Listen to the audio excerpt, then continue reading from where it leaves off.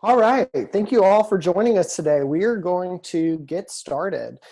So first off, we just want to thank you all for joining us.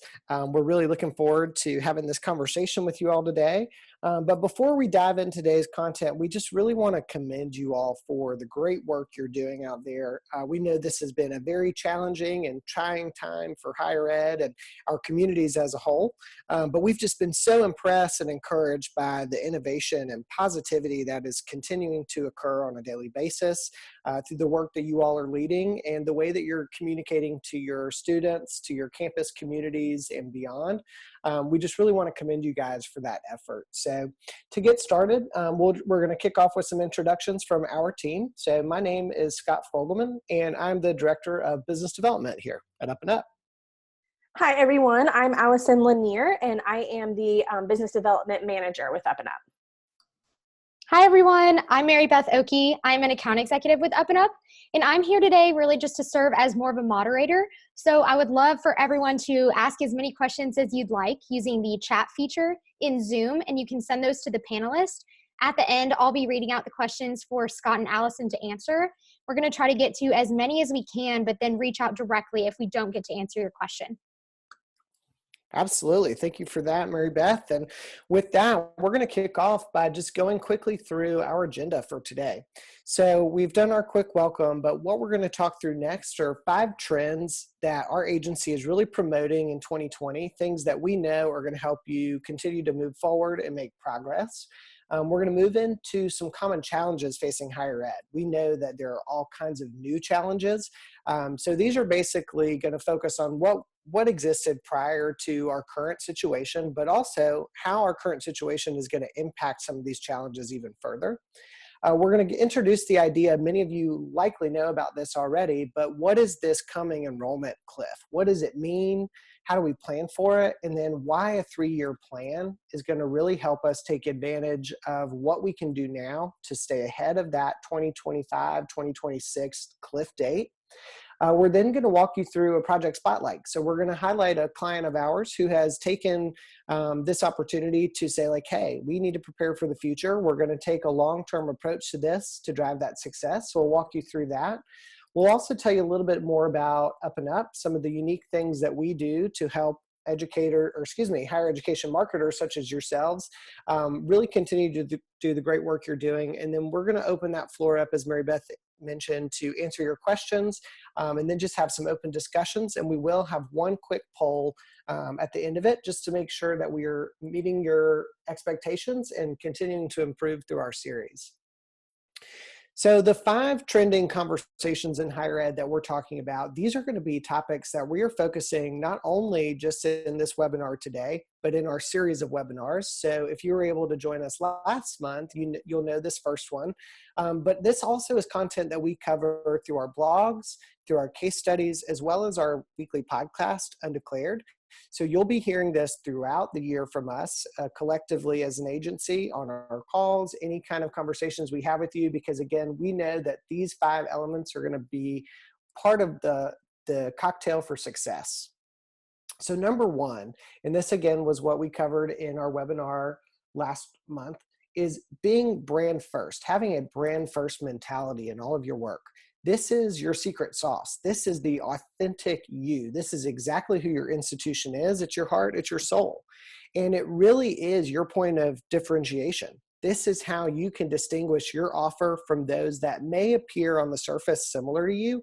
What is it about your value that's unique, and what's going to draw in that student that's looking exactly for that? It's going to be your voice. How are we speaking? What's your language? How do you come across? What's that personality that you really want to let people understand and feel? What's the promise? What is it about your offering that sets you apart from the others? And what is there going to be the return of that? One of the big questions we'll talk through later is how are we going to prove return on investment? And a lot of that is through your promise. And then at the end of the day, what are you there for? Why do you exist? So at Up&Up, we exist to uplift the brands that uplift others. That's exactly what we do. That's our purpose. Your brands also have those reasons to exist and those purposes. We've just got to call them out. Second, and the topic of today's webinar series is longer term strategies. We really believe that a 3-year plan is going to help us get ahead of this coming cliff. We understand that we've got to focus on research. We've got to understand our brand. We have to then move into our web presence and what that digital experience looks like. What do our campaigns look like? And then how are we going to tie it back in through technology and our tech stack? So we'll get into more details on that today. And then next month, we'll be focusing on content. You know, content is still king. It's the old adage that you always hear, but it is still very much true.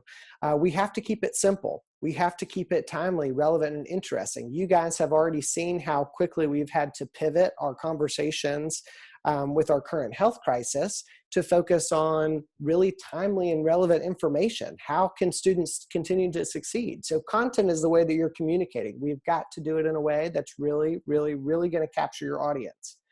And then on a program level, we've got to make it compelling. What is it about your programs that are going to be really what a student is looking for? What are those outcomes? How do we tell those stories? We're going to do it through content. And again, we're going to do it all in a way that is focused on the benefits of how our opportunities are going to impact that student or that potential student. Fourth is in terms of the way that we're doing a digital campaign, we really want to focus on paid search before display. The reason for that is because we are really looking to drive a conversion. We want to focus on intent. There is going to be, and we'll go through later, how we want to focus on the full funnel, but really where we can drive a lot of those conversions is going to be through paid search. So we're able to, if you look here, you can see the differences in conversion rates. Display, 0.5%, search is 4.13%. That's exactly where we want to go, and we're going to make sure that we have a combination of both of those to achieve your brand awareness needs, but also those program level conversions, applications, and enrolled students. And then lastly, and we'll go through this today as well, life after the lead. Understand how your CMS, your CRM, and your marketing automation platforms really can integrate together. How do they speak? And then we mentioned ROI earlier. More than ever today, marketing has to be accountable for the dollars that we're spending, and we have to attribute success to what we've done through our campaigns. So KPIs versus metrics, you know, what is really going to indicate performance for us?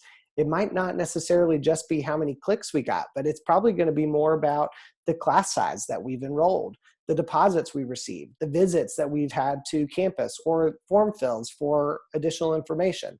All of those are going to be really important, and we want to make sure that we have data that we can speak to these stories. So one of the challenges that we'll speak about later is that we don't share our data enough, and we need to make sure that everyone within our campus can really understand how our leads are moving through our full funnel, how we can convert them easier, and what is really working and what's not. So that's where it comes down to dashboards and reporting, making sure that you can visualize this data, making sure that it's more than just a number, but you are then armed to tell a story. So transitioning for what we really want to go through today, we wanted to set the stage with, you know, what do we know about the state of higher education today? And a lot of this was relevant prior to our current health situation, but some of it is even more relevant today.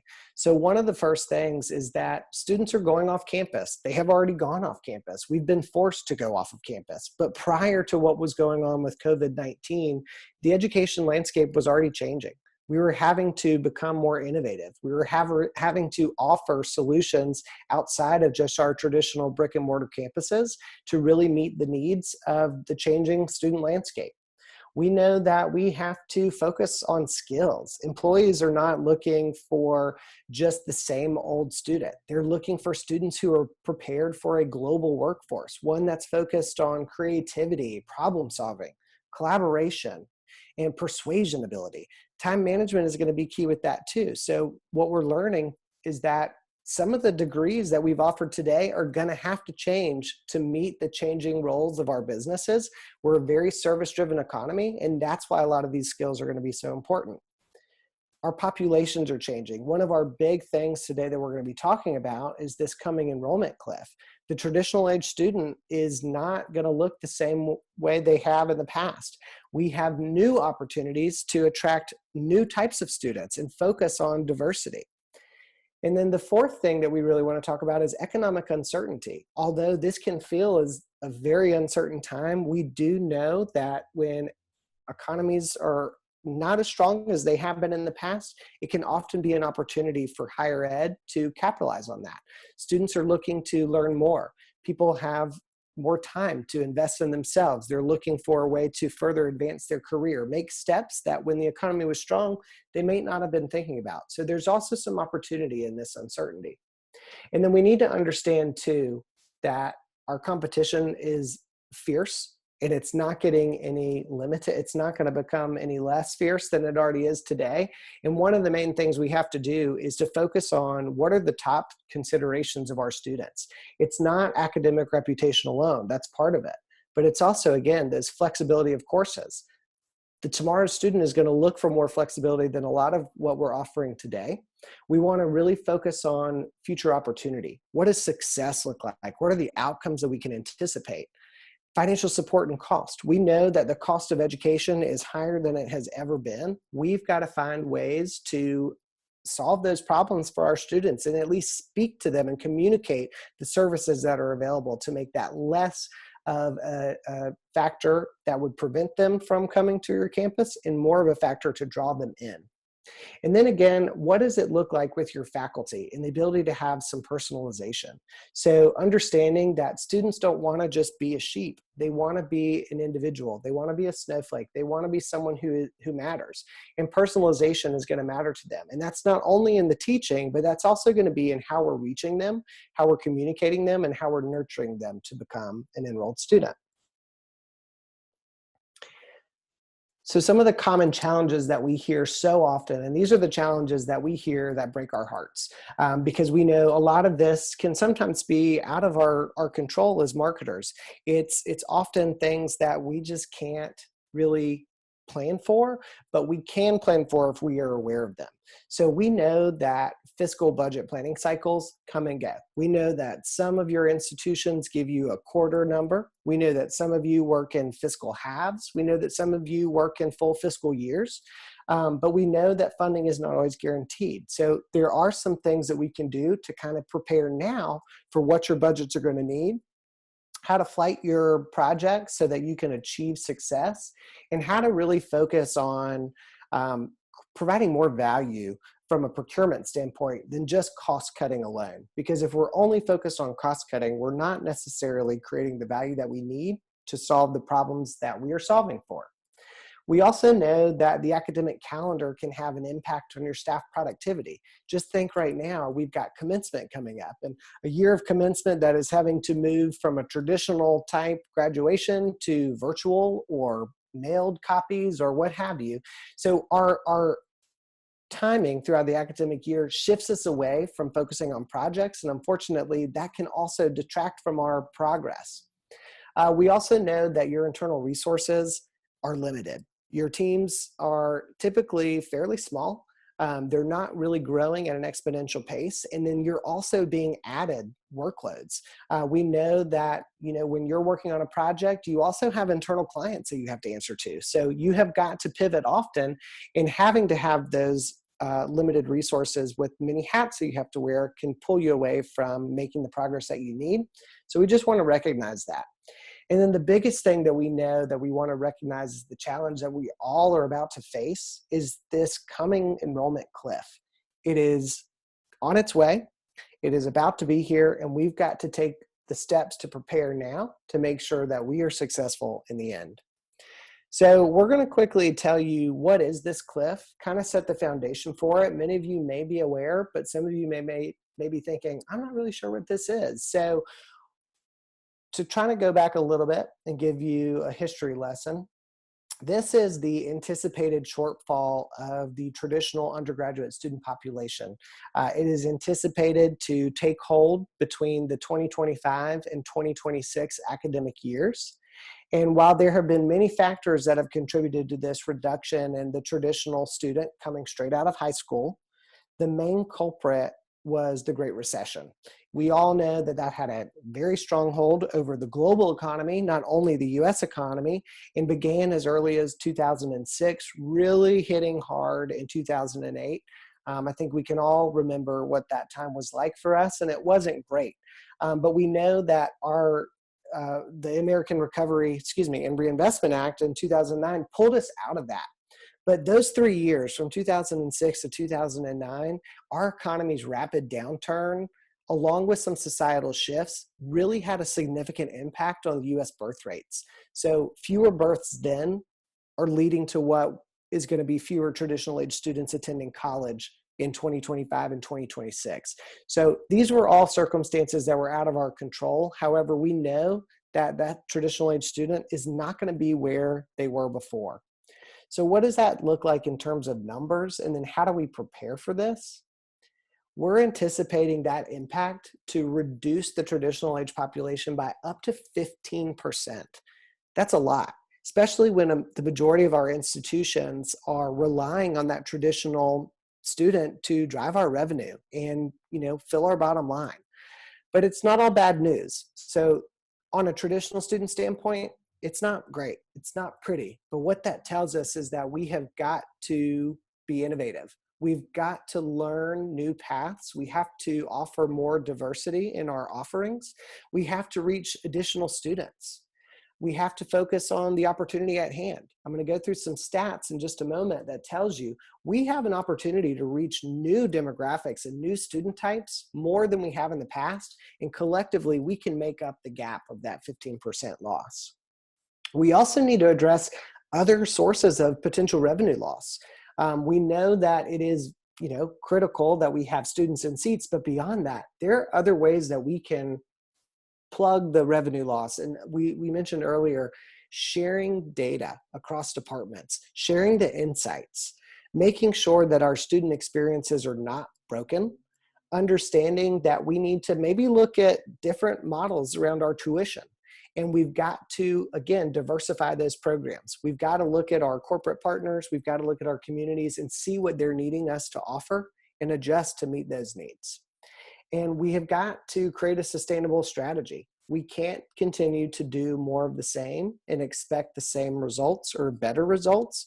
We've got to pivot, we've got to innovate, and we've got to change. So let's go back to focus on the opportunity and what that means. So there is some really promising numbers here. So I know 15% can sound scary when you're thinking about a loss, but think about this. According to Hanover Research's 2020 Trends in Higher Education report, students of color now represent more than 45% of our undergraduate students. In 1996, that number was just 30%. And that's a huge difference in a short amount of time when you think about it. And it's a change that should encourage us all and should make us proud. Beyond that, the Latinx community has provided the greatest amount of growth in college-age students, increasing from just 22% of our undergraduate population in 2000 to upwards of 36% in 2017. So while we are facing some declines in our traditional student populations, we have growing populations and growing demographics that we can focus on too. So if we really want to focus on diversity, if we haven't done that in the past, and inclusion, we can reach a student that might not have considered us in the past and target a demographic that actually is growing. So beyond that, another hopeful area of growth is with non-traditional students. So we know that those high school age students coming into our undergraduate offerings are decreasing. Well, there's some really promising numbers for the students that are going to be degree seeking that are not that traditional age. So between an age group of 25 to 34 years old, there's a projection that that number is going to increase by 11% by 2026. So although that 11% alone is not enough to make up for traditional student revenue shortfalls, it really does help fill a gap. So we've seen, and we can all take a lesson maybe from some community colleges, they've realized this need for those flexible learning paths. They've understood that, hey, this demographic of 25 to 34-year-olds and more diverse students have different needs, and we've got to be flexible for that. So what that means is creating additional learning paths. It makes sure that we have degree completion programs. Some of these students maybe started out in a 2-year school, they ran out of money, they ran out of time, life happened, they're ready to go back for a 4-year degree. Let's make those paths for them. Let's also offer new certifications, technical certifications, the diversification of our program offerings. This is how we, again, capture those students who maybe have an undergraduate degree, but they're looking to increase their skill sets. They're looking for a new job. They're trying to reinvent themselves. Certifications can do that for us. And continuing education. Let's not forget that the power of education is enabling us all to be lifelong learners. Continuing education enables our adult learners to continue to learn and take advantage of a degree offering in maybe a different way to consume it that hasn't been done before. So one of the schools that has done a really great job of doing that is Furman University, and I'm talking about Furman because they are in our backyard in Greenville. They've actually created a whole center for continuing education and adult learning called Ollie. So I do encourage you all to check that out. And know, again, we've just got to think about these different students in a different way. We have got to think that, yes, we need a plan for our traditional students, but we need to focus on increasing our diversity of those traditional students. But beyond that, we've got to think about the non-traditional students. We've got to think about your adult learners. We have to think about those seeking to complete their degree. And then we also have to create those learning paths for those who are just looking for professional development and continuing education.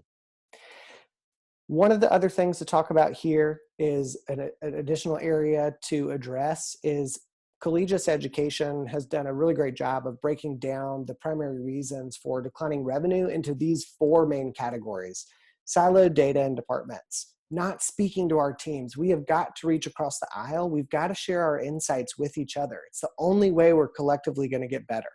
We have to make sure that the student experience is cohesive. We want to make sure, we've spoken about how important content is, making sure that we are delivering the right messages at the right points in time. We also have to make sure that we are using sustainable tuition strategies. Are we offering options, or are we just giving one? And then again, what are we doing to look at our programs that we have today? How can we evolve them to better meet the needs of tomorrow? And how do we bring those to market? So if we can collectively focus on increasing student diversity, not just demographics, but also just the type of students, finding new ways to reach them, and then offering them the programs that they need to be successful, that's going to be one of the ways that we can really help prepare for this coming cliff. Why do we say it's a 3-year plan? Well, because all of that is a lot of work. That takes a lot of time, it takes commitment, it takes continuity. And we know that in order to attract more of the right students, we have to focus on research. We have to understand, okay, what are those populations that we can tap into? What are their needs? Then how can we find that research, turn it into the insights? How can we take that back to our leadership and say, hey, this is what the research is telling us. This is what we need to do. Here's how we need to evolve. From there, we know that we need to carry that message into our brand. What is it that our institution is going to be offering that is going to meet those needs that we've uncovered? What are we doing to become innovative? What are we doing to differentiate ourselves? That comes out through your brand. And then we really want to focus on how do we create those modern and personalized digital experiences. So executing that brand messaging through the campaigns that we launch. Understanding how do we create experiences and not just pages of content? How are we personalizing it? So it all stacks up, and we think the best way to approach this to achieve what we would consider successful, which is more of the right students, is over a 3-year period. So the way that that really looks is, if we break it down, and now this isn't going to be for everyone, because you may have some of these already in play. But what we feel is going to be the best way to approach this is, in year 1, focus on research, focus on your brand. Year 2, move into how that research and the brand findings and those new platforms, that new identity, can then convert to a web experience. How does that web experience convert to your marketing campaigns? From an awareness level to a program level to a conversion level?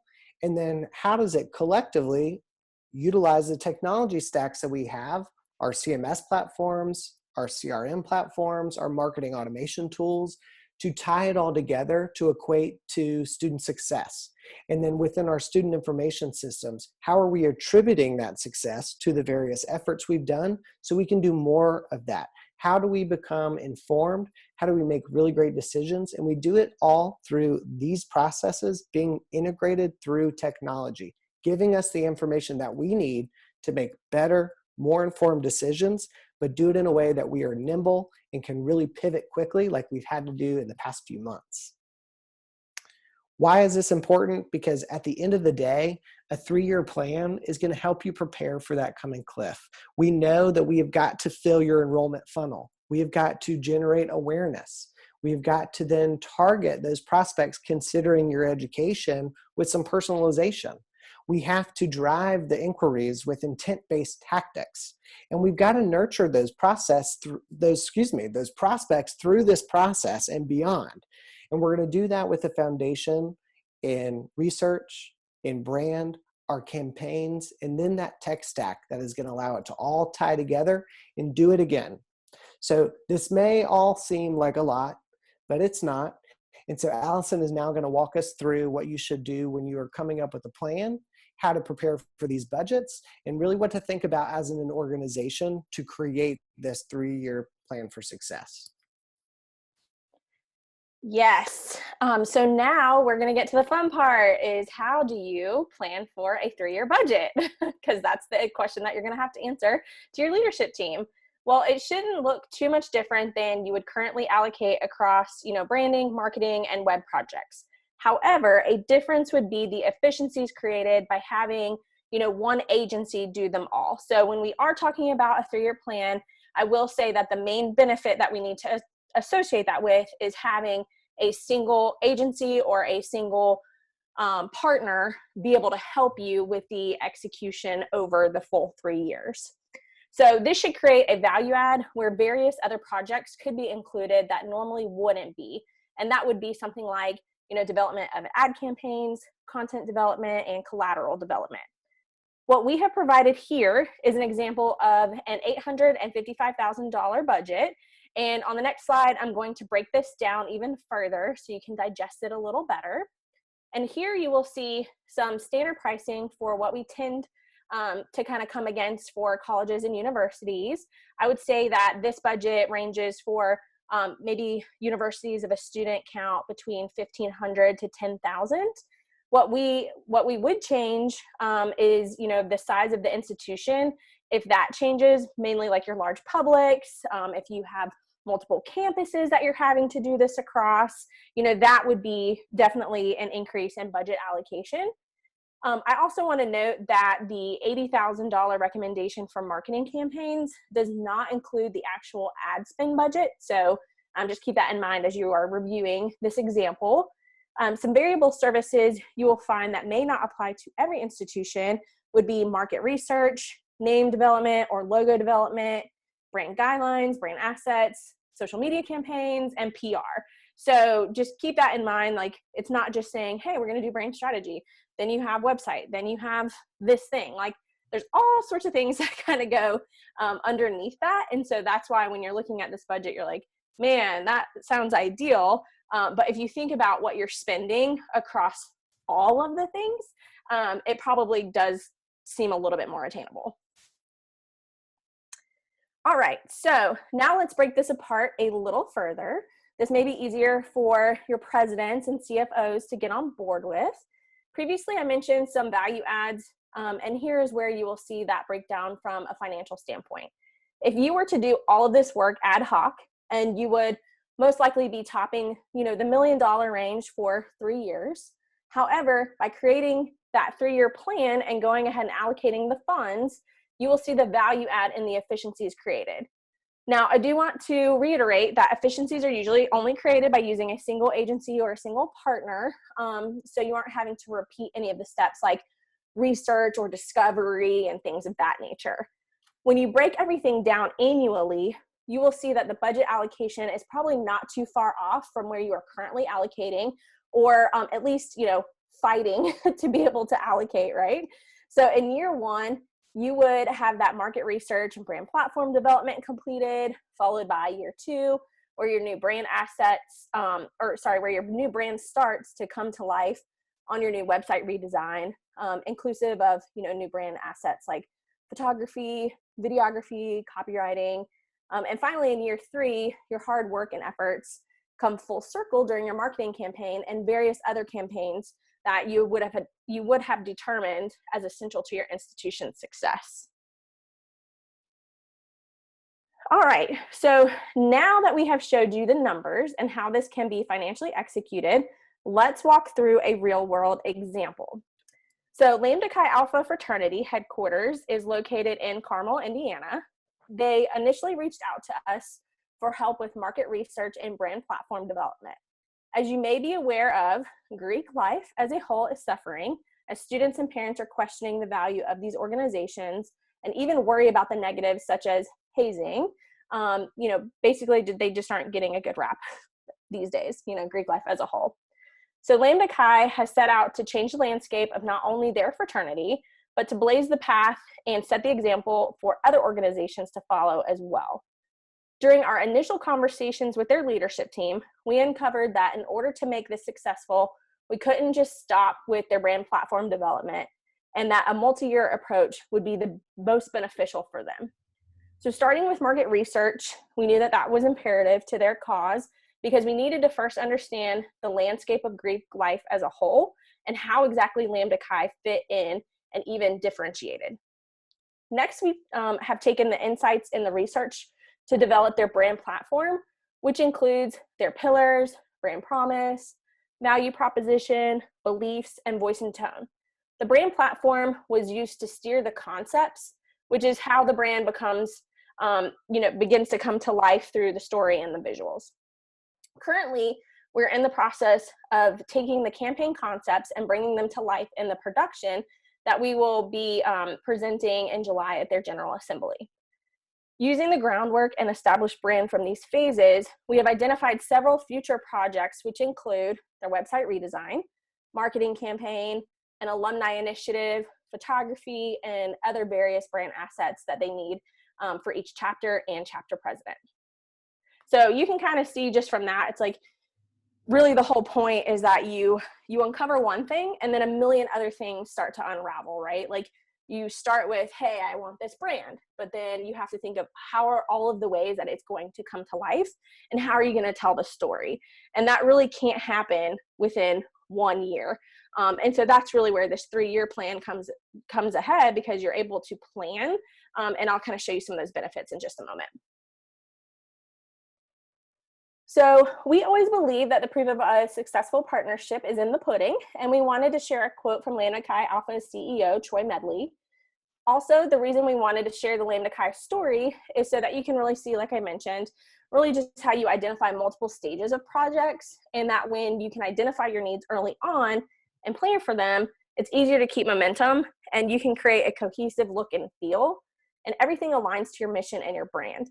And honestly, you cut through the BS of having to bid out multiple projects and approvals, right? Which is what we all want to avoid. So what are some other benefits of a 3-year plan? Well, a 24 to 36 month marketing calendar that takes the academic calendar into consideration while maximizing project productivity throughout the year is one of them. A long-term budget plan that aligns with the annual strategic objectives of your university while managing both seasonality and the project timelines with a fixed monthly cost, so that is key. Project efficiencies that minimize starts and stops and applies budget efficiencies to supporting marketing in addition to the major projects. So that's the big one that we kind of keep reiterating on. It's like, if you're going to do this, you need to do it with a single partner because so many times you run into the fact that you have to start one project, then you stop it, right? Then you have to bid out for the other piece of the project. Well, then you have to start or stop again. And it's a hot mess. So then you have the technology advisory to align and integrate the various marketing technology systems over time. You'll have access to an external partner to complement your internal team for smaller projects that would normally not be allocated within your budgets. and a trusted partnership that aligns for long-term goals that will provide a tangible return on your marketing investment. So ultimately, everything you do in regards to branding, website, and marketing should always align with the question, why are they going to choose you? And the reasons that they're going to choose you are pretty simple. You start by defining who you are and stick to it. Know who you authentically are and own every bit of it. Be relevant. It is imperative that you know your audience, what they desire, and how to reach them. You have to be consistent, and that is exactly what a 3-year plan can offer. You can easily create a unified voice across all of your media and messages. You have to do all of this as frequently as possible. That is why having your established brand platform come to life through your web and marketing will allow your prospective students to hear it, read it, feel it, and live it over and over again. But ultimately, creating that consistency and owning who you are will allow for your prospective students, current students, faculty and staff, and all of your stakeholders to truly live and breathe your brand for generations to come. All right, so now I'm going to quickly transition over to tell you a little bit more about who we are. As an agency, we've built our purpose into our name, and that is that, Scott alluded to earlier, we exist to uplift brands that uplift others. Adam, our CEO, started the company 18 years ago as an agency focusing on digital marketing and website design for B2B. About 11 years ago, we began working with Clemson University, and as you all know, in higher ed, word spreads like wildfire as to who you were working with, and we were able to start working with more colleges and universities. And that is when Adam decided that if we were going to continue to be in business, it was going to be with purpose, and we found no greater purpose than that of higher ed. We also solidified our 3 service offerings at the time, which included brand strategy, marketing, and digital experiences, such as website and custom application. So we're not going to get into the weeds of our process, but we just wanted to kind of go ahead and show that to you. But this is our tried and true process, but it does not deliver cookie cutter results. We believe that your problem is unique to you and who you are, and same thing should be with your solution as well. So every project that we do does go through these 7 key steps, which include insights, strategy, concept, production, equipping, activate, and measure. And here's an example of some of our clients that we have and are still currently working with. As you can see, we have a mixture of publics and private liberal arts. Although we are 100% higher ed focused, we do have a team that comes from various backgrounds who have worked on a wide range of accounts, including B2B. We make sure to take our experiences outside of higher ed to bring best practices to our clients. And next, just wanted to kind of quickly review with you that we are a full service agency. So as I mentioned, we do, strategy that includes brand, web, digital. One of our biggest takeaways though is our equipping. So we really pride ourselves on making sure that everything that we do is to help get your team set up for success. And so what we mean by equipping is that we will hold various camps. So whether that be a brand camp, a website camp, or whatnot, to help make sure that we have your team set up for success. And speaking of camps, we wanted to go ahead and make you all aware of our conference we are launching, and that is called UpCamp. Unfortunately, we did have it scheduled in April, but things happened, and we will be sure to make sure that you guys are all up to date on the new date whenever we are able to figure all of that fun stuff out. But UpCamp will feature a day in Greenville, South Carolina. So if you haven't been here, we would love to have you, where you get to learn from industry experts through keynotes and workshops, and followed by a night of fun and networking. Next, if you are not already on our newsletter marketing list, be sure to go to our website at up&up.agency and sign up for our higher ed marketing newsletter, which goes out on the first Tuesday of each month. And since we know you absolutely loved listening to Scott and I today, we wanted to point you over to our podcast, Undeclared, where we speak with industry experts about what is going on in higher ed and dive deep to get them to share some of their successes so you can learn from them. We launch a new episode every Wednesday, and again, you can find the podcast on our website, up&up.agency/podcast, or you can even go wherever you get your current podcast and be able to find us. Finally, do not forget to check out or register for our next webinar session, where we'll cover the power of great content. Registration will be open soon, so just be on the lookout for that. We will make sure that we heavily promote it so you can learn when that will be. I think right now we actually have it scheduled for Wednesday, May 27th at 2 o'clock, if I am not mistaken. But just wanted to go ahead and say thank you so much for joining us today as we discuss the benefits of a 3-year plan. And we want to go ahead and take a moment to have Mary Beth review some of the great questions that you guys sent in, and you can open it up for discussion. All right, we've got a few questions here for you guys. The first one is, you mentioned research a few times, and we had a question come in that says, what if I already have existing research? Are you able to use that? Great question. So we get asked that a lot. We always like to kind of start with the fact that research does have an expiration date. If you are trying to utilize something that is 5 years or older, the chances are that you have changed. I mean, look at yourself, right? Like, you look back at your 5-year self, you're like, I barely recognize that person. Same thing is true for your institution. So we would recommend that we don't want to utilize research that is older than 2 to 3 years. We understand that this is a very large expense for you to take on, but it is also the groundwork and the foundation for everything else that you build off of. So you want to make sure that it is as up to date and accurate and reflective of who you are. Great. We had another question come in. Somebody asked, what does the technology advisory include? I'll take that one. Good question, because that can be a little bit of an ambiguous term. So really what we mean with technology advisory is making sure that you have a partner who can come in and understand, okay, what is your current tech stack? What do you have in place? And then what are the functional requirements that are needed for each to produce the results that we were talking about? So one of the things that we really want to make sure that we're addressing is, how are we creating data points for the institution to use as a whole? So making sure that our CMS platform is tying in directly with the CRM, making sure that we have the proper forms in place to collect that student data, and then making sure that we can attribute campaign success where it needs to go.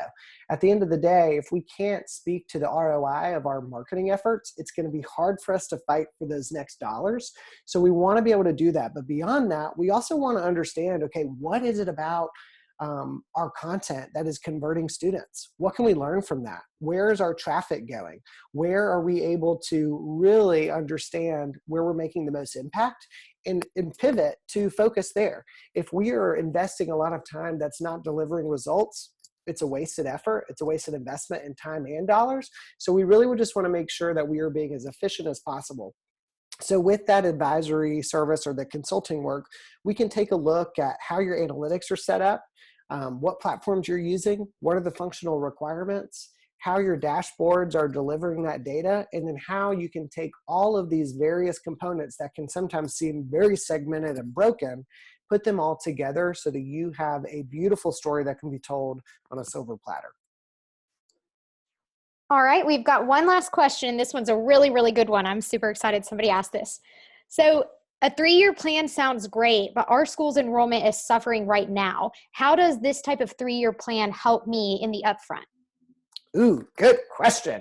Team, we can probably collectively take this one, but yeah, that's one that we get a lot, because you're asking yourself, well, I can't just stop what I'm doing today so I can refocus on research and brand. And so that's not our message at all. What we really want to make sure you understand is we have to remain in market, but throughout that, we can, stagger our learnings. So if you have digital marketing campaigns running today, whether they're awareness, whether they're program specific, keep those moving, but use your findings to optimize and make those campaigns more efficient. So we're not saying that you have to stop any of the work you're doing.